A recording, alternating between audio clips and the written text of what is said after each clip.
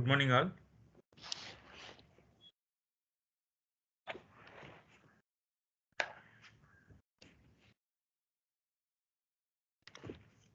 I said good morning.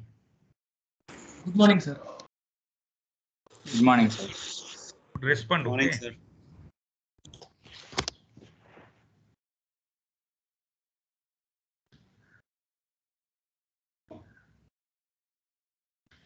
So in today's class, we are going to discuss about the uh, Earth pressure theories. Okay, is it visible? Yes, sir. So we have finished first chapter. Okay, this we have not yet discussed, right? Yes, sir. So here, this particular Earth pressure theories. Suppose we have any hill station. Suppose we want to lay down the roads. Okay, so here there may be slope,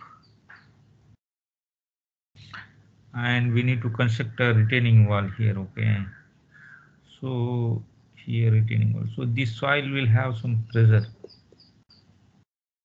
on this retaining wall. Okay, so that's what the topic is all about. Okay, earth pressure theories. Here this is the soil interaction problem.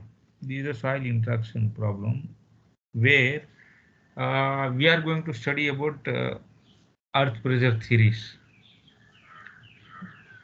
How much is the soil pressure acting on these retaining walls and so on. Okay, so here there are different types of the lateral earth pressure. So this is called the lateral earth pressure. Okay, this is in this direction.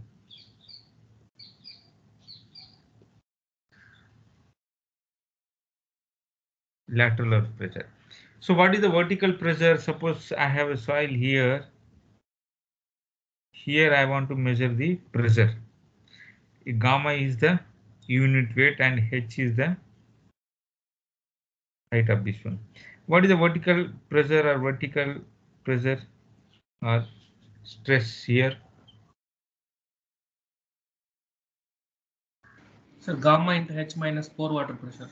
Yeah, gamma into H. Suppose I don't have any water table here. Okay, so if you have water table, then gamma into H minus gamma WH or something like that. Okay, if it is effective stress and all.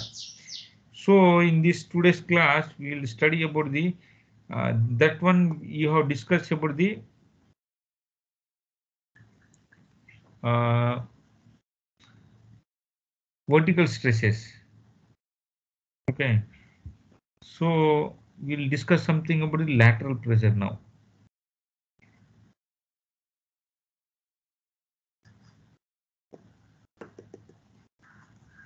So we'll discuss about the lateral pressure. Here there are different types of lateral earth pressure. There are different types of the lateral earth pressure. One is a pressure at rest, and second one is the active pressure, and third one is the passive pressure. Understand? First one is the pressure at the rest, and second one is the when the retaining walls are at the rest conditions. Second one is the active earth pressure. Then when the retaining walls, I mean when the force is acting here, uh, active, and retaining wall try to move away from this soil, then we call it as the active earth pressure. If the retaining walls are no movement, I mean at rest, this whatever there may be some pressure here, okay, because of that, but walls are not moving at all. I mean there is no little movement also of the wall. Then we call it as if the soil pressure at rest. If the wall is moving little bit away from the soil, okay, then we say that soil in a active pressure, active case, active pressure. If the soil is pushing the retaining wall, I mean, or if the wall is putting in the, if the wall is pushing the soil, then that case is called the passive earth pressure. That means suppose we have sheet pile. This is a pile, okay, sheet pile, and this is the soil. Here, these are these. You know that our wind turbine, right? We have this wind turbine, or you call it as wind turbine. Then what happens if, because of the lateral loads, this particular will try to move away, and here there may be some rotation. There may not be that much rotation, but just I'm drawing it. Then what is happening here? Wall or a retaining wall, a sheet pile pushing the soil.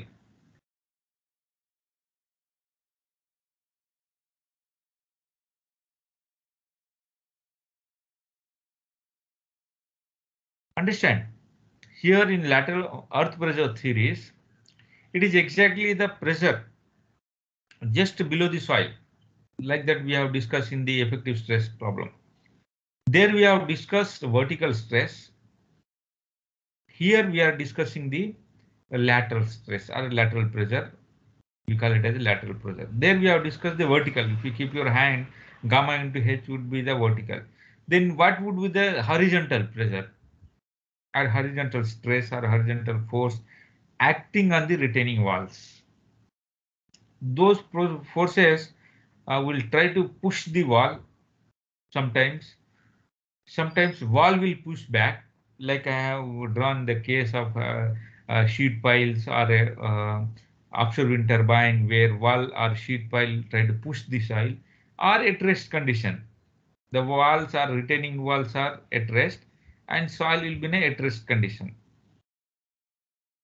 Okay, so there are three cases are available. That's what we will discuss about this three cases: active earth pressure, pressure at rest, and sorry, first pressure at rest, active earth pressure, and the passive earth pressure. Hope you are following. Okay, so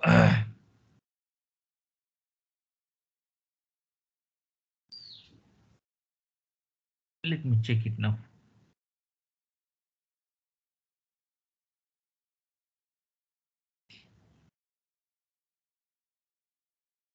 So what is the definition now?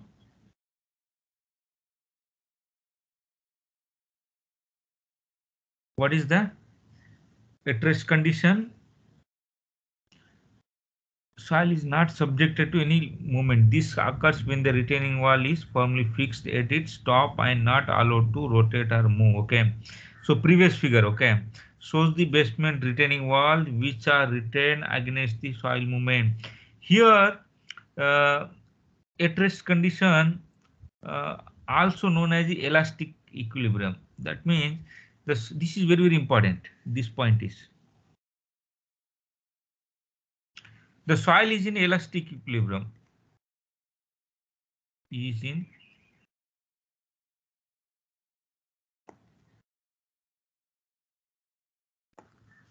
where it will, if the soil is in a at rest condition, it is in an elastic equilibrium. In the case of active earth pressure, okay, so what is happening in active earth pressure? We have a retaining wall like this. This is the soil. The wall will try away. Wall will try to move the away. Somebody asked me actually in your juniors, sir, how generally we remember this at rest anyway we will remember. Sometimes no, later you will forget about this active and passive pressure. So whether wall is moving or wall is pushing, you will confuse, okay, in the exam and all. So how generally I remember is active means away. A, this A term is there, right? Away. Away is active. If the wall is pushing means P, right? This is called the passive pressure. Understand? Active pressure and passive pressure. What is active pressure? A state of active pressure occurs when the soil yields in such a way that it tends to stretch. It tends to stretch uh, horizontally. It is state of plastic equilibrium. This is state of plastic equilibrium, not elastic now. The soil is in a plastic condition. As the entire soil mass is not is on the verge of failure. Okay, that means if you remove that particular wall, the whole soil mass will try to come out. That's what is happening in the all North Indians, North India, where maybe in Jammu and Kashmir and Uttarakhand. Okay, some of the states and Northeast. In rainy season, if you are belongs to those places, it is very frequent that landslide is happening. You just see the news nowadays. Okay, there are a lot of landslides and people are dying it because they have not provided the retaining wall there. Simply they have dug the soil and started putting the roads. Okay, what happens if the slopes are very steep? Okay, if the slopes are very steep, in that case, suppose if you have very steep slope like this, then what happens? There may be more chances of this no coming out. That's why we have to make it a slope like this, little flatter, so that here you can make a road. If this is become steeper, it is a more pressure will act here. So that's why if you see no all the slopes are very steep, minimum it should be less than 45 or something 30. It would be more than that. Okay, 60 70 like that. So because of that you can see that a lot of landslides are happening in our country.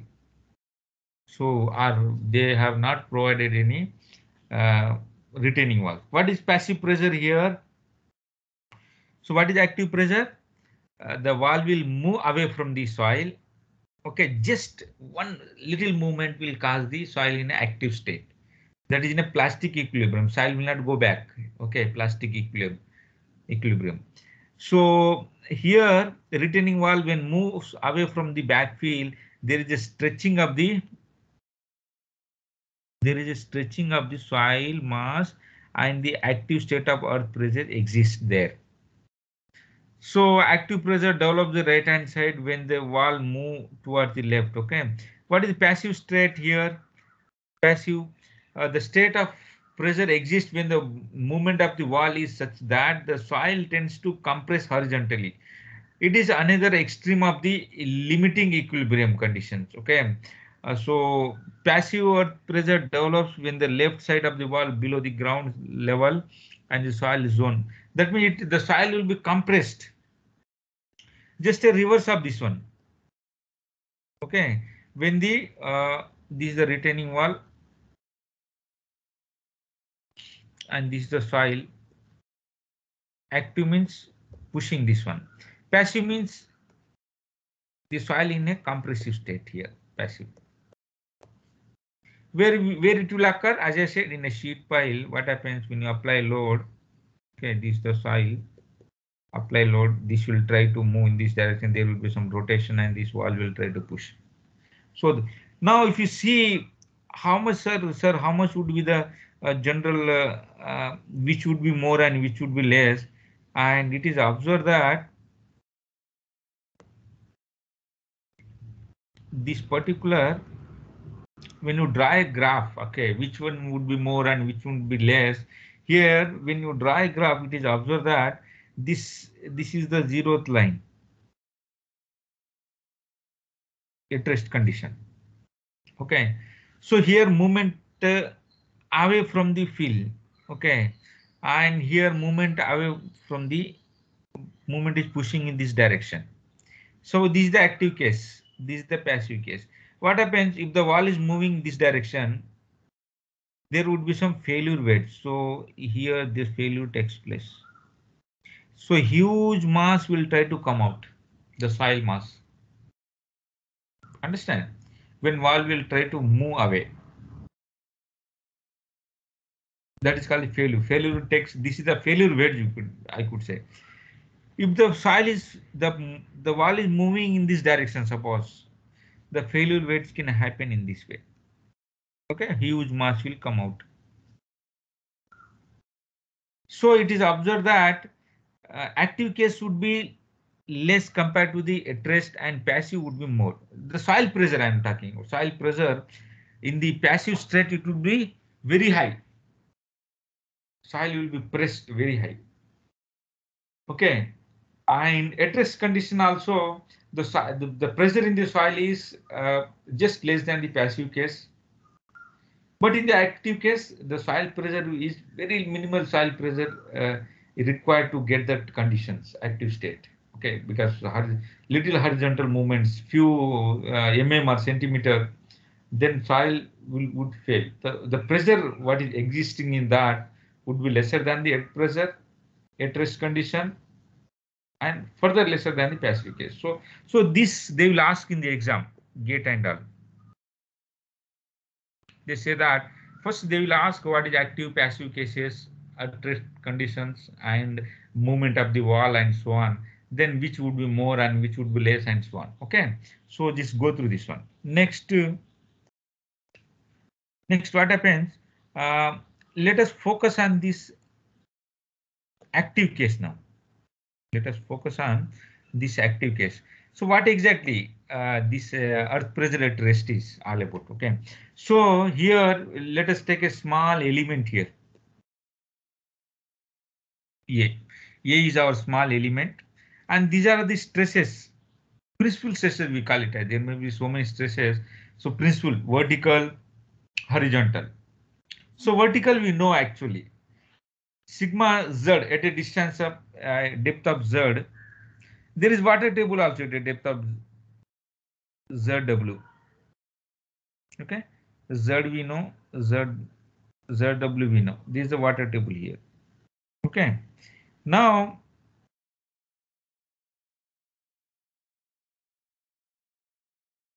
if you see, the pressure at rest was discussed, I mean, previously. However, the emphasis are there to determine this one. Now this figure shows, the particular figure shows, we have taken a small element here. Vertical pressure sigma z here, because depth you are talking in terms of z, not in terms of any other h or something. Suppose z is moving down, okay, in terms of z. So sigma z is the vertical stress, and the x direction sigma x is the horizontal stress at a small element there. Okay, so here what is the z here? Sigma z, we know that. What is the sigma z here? This is the sigma z. Gamma h, if this is the unit of soil, gamma z multiplied by gamma w into zw. What is zw? We are talking about the depth of the water table. This is effective. Okay, that's what bar is given here. Vertical effective stress at a point A at a depth. See, if you want to understand this particular chapter, first you go through and revise our effective vertical stress chapter, whatever we have discussed. Okay, once you are thorough with that, here what we are doing is we are just adding two constants only, 2-3 constants, and we say that what is the horizontal stress. There we have discussed about the vertical stress and the water table and so on. Okay, here to find out the horizontal stress, we are talking about the horizontal stress here, not vertical. So here, what is the vertical stress? That we know already, we have discussed previously. Okay, so here the methods for the estimation of the coefficient earth pressure at rest have been discussed. So here what it says, if this is the vertical stress, the horizontal intergranular stress can be obtained using the coefficient of earth pressure at rest, and which is equal to the ratio of horizontal vertical. That means this is the coefficient we use it. This is nothing but the sigma x bar by sigma z. That means bar. Suppose I want to find out this particular x, that means k naught multiplied by sigma z. That means what is happening here? So this particular k naught is the ratio. It is the pressure at rest. It is some coefficient. Coefficient. If you multiply with that coefficient, we will get this sigma AX, horizontal stress. What is this coefficient? Actually, this particular K naught generally would be equal to 1 minus sin phi. That anyway we'll see. Okay. So this particular coefficient is equal to 1 minus sin phi. So here, if you see this one,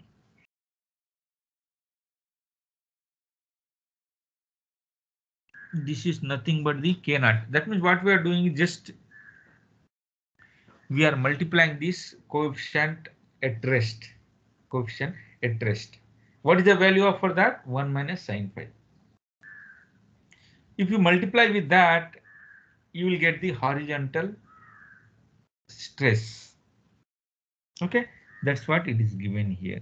If you look at here carefully, is usually represented as P naught. Suppose I want to represent it as a P naught. What is that P naught? Is nothing but the indicating the lateral earth pressure at rest condition. That means wall is not moving here. At rest condition we are discussing. Wall is not moving. But what is the vertical stress? We know that. So how to find out the horizontal stress? You just multiply with the coefficient of earth pressure. That is called the coefficient of earth pressure at rest, K naught. This has already been discussed. 11th chapter, you can check it. Okay.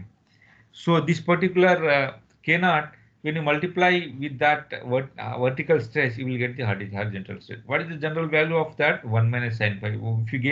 If you have 5 values, we can find out the K naught. Once you know K naught, then we can find out the horizontal stress. And once we know the vertical stress. Okay. So here,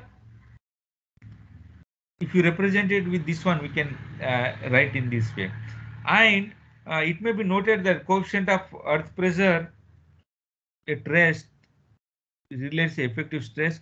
The total pressure, suppose I want to find out the total pressure equal to sum of the intergranular pressure plus pore water pressure. That means when you add this one, it will give the total pressure. Okay, if the water table is there. So how we can write this one? Only this extra term will come into picture.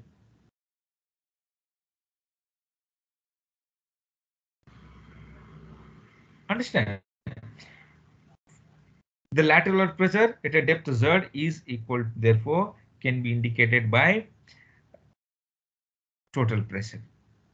Here, if you see the distribution, okay, in this two figure, the distribution shows. If you want to draw this pore pressure, if you see this one pore pressure, okay, here you can see it now. Okay, so this is the wall. This is what the pressure at rest. That means only K naught is extra. Everything is same. Okay, K naught is extra here. So this is the in dry condition, there is no water here. There is no water table. If you have water table, then what happens here?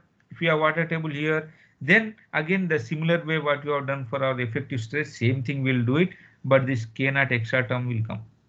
Okay, here water it won't come. Here how it is a dry condition here. K naught gamma D. That means the water table at a depth of D. What is the horizontal stress there? K naught gamma D. Okay. What about here? K naught gamma D. Vertical stress. Then this water pressure would be added. What is the stress here? K naught gamma dash minus Z minus D. Here gamma W Z minus D, and so on. If the water table becomes here, that means D equals 0. Then you will get this particular diagram. Here all dash will come here. It is very simple. Okay. Only difference is there is the extra term. This K naught will come into the picture. Okay. This gamma into H. Now total pressure, how we generally will find out? We can integrate it. Okay. Suppose we have this K naught in gamma here. How to integrate from 0 to H? 0 to H, if you integrate it, okay, pressure, you will get this value. It is nothing but the Suppose we have this, what is, if you want to find out the pressure here, then half into base into height, half into base into height. The triangle, right? This is the triangle, half into, where it will act h by 3. Since it is a triangle. Suppose we have trapezium, then where it will act, we have to find out. Understand? So that's what it is given. So here what we are doing is same thing here. It is mentioned whatever I have discussed here. Same thing. Okay. Extra h. If you z become h, that means up to in terms of z we are discussing. If it becomes h, then this particular what do you say, equation will come into picture.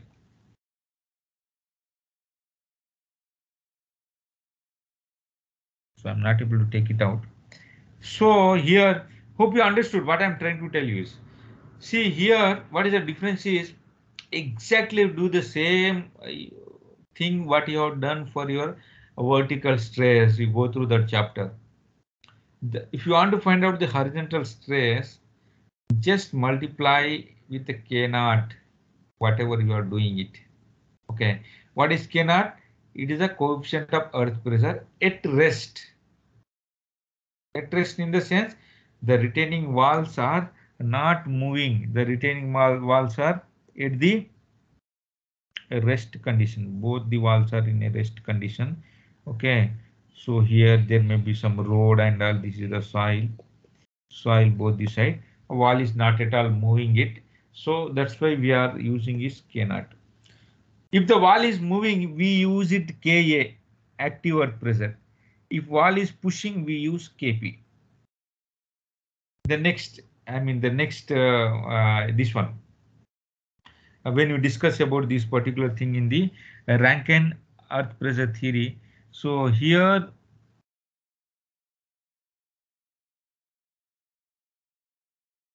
the only difference would be active earth pressure will be, instead of K naught, we use Ka, we use Kp. That's the only difference. Okay. So as I said, where it will act this pressure h by 3 from the height of this, because if it is a triangle, okay, we know pressure here. It is a triangle here. We know pressure. We know this depth h or capital H. So half into base into height, where it will act h by 3. Understand? So this is all about, hope you understand this one also. Okay. So whatever, just find out this same thing, the vertical stress, whatever you have done it, just add the K naught here. Vertical stress, you do it, add the K naught here. Plus water pressure. Since we are finding the total horizontal pressure at a depth. Just go through it. When you come to the next class, you read that particular, what do you say, effective stress chapter, and come with that. Then you will understand this one. Okay. So hope you understood what is the, in today's class, we have discussed something about the three pressure at rest. Okay. Active earth pressure, where wall is moving away from the soil. What is the pressure just backside of this wall? Understand? Next, we have discussed passive earth pressure, active earth pressure, passive earth pressure. How it will vary if you draw a graph. Which would be more? Suppose I have retaining wall here. This is the soil. So there are three cases. Okay, there are three cases. One is at rest condition. What is the soil stress here? At a depth of somewhere h. Okay. When wall is moving little bit away in an active state, the soil is trying to come out here. So little movement is required to make this failure plane. Okay. Then what is the soil pressure there? When wall is pushing, There are three things can only happen, right? Whether wall may push or wall may move away, or a wall can be at rest conditions. In all the three cases, how the stresses will vary in the soil, that's what it is given in this graph. Okay. Next, we have seen this. We have taken the small element here.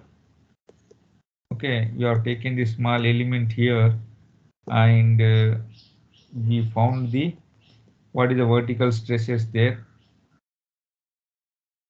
and how we can find out the horizontal stresses once we get the vertical stresses. Vertical stress is exactly the same what we have done it in the effective stress chapter.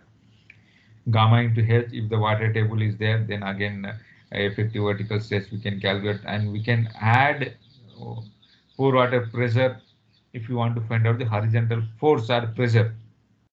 Stress is something different, okay, if it is something different. But if you want to find out the horizontal uh, force or horizontal pressure on that particular wall, we need to add this pore water pressure also, gamma W into H or Z W, because that also will act on the wall. Thus, that also try to push the wall. So you just go through this one. Hope you have followed. Maybe next class we'll discuss about the Rankine active earth pressure. Today we have discussed about the earth pressure at rest. The only difference is this K naught.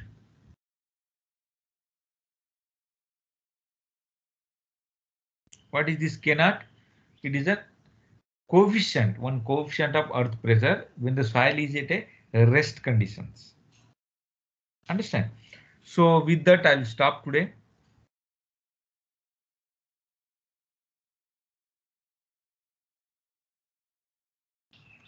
Just I am uploading all our class notes. Okay, there you can just hope you are going through it.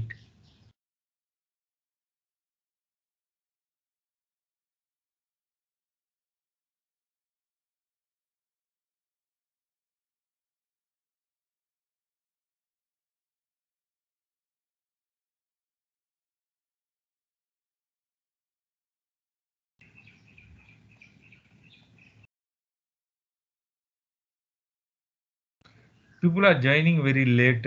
What shall we do with that? It is up to you, okay?